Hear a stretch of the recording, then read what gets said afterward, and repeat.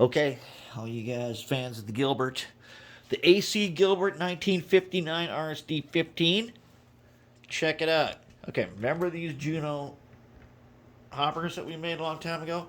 The Juno looks cool, and the numbers look ridiculous. But in operating session, they're awesome because it's super easy to find your car. That's why they're like that. They are not meant to look great. But check it out. I've got Jorgen here, and he is working on. Wait, he's waving. There you go. Okay, he is painting his first locomotive ever, and it's the AC Gilbert 1959. He's painting with contrast paint, skeleton Horde with a paintbrush. Yep, the whole thing is going to be painted skeleton Horde, and it's going to be amazing. It's going to be super. It already looks cool. I mean, it needs a. I was thinking it needs another coat, but we'll see. When this coat dries, it already looks so cool that this might be it. That's looking mighty good. That's looking like really good. Okay, we'll let him paint for a while. Now let's go over to the workbench. Okay. Okay. Now here's our guy. There is our 59 AC Gilbert, and we fixed him up once before, way back when, if you remember, and we put in that 24-volt Lexus rear view mirror motor, which is kind of shimmed in here and everything. That's not a terrible setup, but you know, we can do better. Let me show you. Now, as you can see here, I have a very large set of lineman's pliers. And using my scientific methods, I believe we can employ these pliers to help us take care of this. But first, let's go ahead and undo them wires. What do you think? Shall we undo? We got. Man, we did a lot of work to get pickup from all wheels. Remember, I don't know if you guys remember this. It was a crazy amount of work to get pickup from all the wheels, which it doesn't come with. And let's see if we got what it takes here. Unsolder. Okay. Let's take these wires off. We don't need to cut them. We're just going to unsolder them. Okay.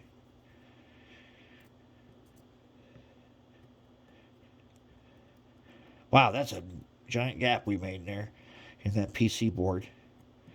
This thing is a while back before we really. This is before we did DCC, and overall, it was kind of neat. But it's because of this wonky drive shaft system here. And even using this pool, this I don't know, fish tank silicone hose to hold the shafts in there. Still, it's not that good. So what we need to do now is employ a very large pliers so that we can just tear this thing apart like that. Yep. Because, as you know, basically we just gooped it. And since we gooped it, I don't know if these are big pliers, but they're not big enough for that guy. All right, let's pull this guy out. Can you get this guy? Nope. We're gonna have to step up our pliers. I think that's the biggest alignments, but it's definitely not the biggest pliers. Oh yeah, there is a bigger set of alignments in there. Let's take these big choppers here. Let's see if we can do this. We're gonna put these big choppers on here. Let's just rip them apart like that. Oh yeah. What? Oh, that's styrene shims. Okay, got the motor out. We're gonna need to get this gear. Look at this. We wrapped tinfoil around that shaft to get that gear in place. Pretty sweet, eh? Okay. No A. That's like Canadian. That's like if you are the extra hosers. You can't say A. Fortunately, I watched Shorzy one too many times. But now I'm gonna twist in. Yeah. There we go. That's how you do it. Big choppers. Okay, now these guys are held on by these screws, which look to be all messed up. However, I do know that we can turn on. Yeah, we can. See, like that. So these will unscrew just fine. Actually, they're not even tight. They're not even... Oh, yeah, they're just in there. They're not even tightened. Okay, there we go. And then we got them out. All right. So that's what it looks like. We got gearbox. We got these. Remember when we made these dog bones? Look at this. Now, that was very advanced tech. Yeah, offset dog bone. Soldered household wiring. Sweet. Look at all this complicated business we put in here to pick up power. We have something we didn't have before. And somebody asked me, what kind do I use? Here it is. I use Gardner Bender liquid tape that I got at Lowe's. It is right where the ox guard is. If you go into like Lowe's or Home Depot or Lumberyard or Ace Hardware, if you're looking for ox guard, people are going to say, what? I don't know what that is.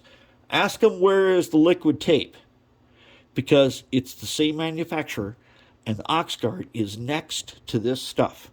Now, this stuff here does not dry out on me, but somebody did point out in the comments that liquid tape dries out, and I was looking at other liquid tapes of different colors, but this GB stuff has never dried out on me. I've had it a number of years, and it's there's about this much left in it, so that's pretty good stuff.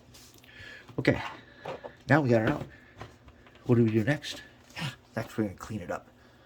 Then we're going to come back and start working it. But that's the AC Gilbert. It's time for an upgrade. We can do this with the better stuff that we know now and all the skills we have learned over the last couple of years. We've got skills and technology we didn't have before.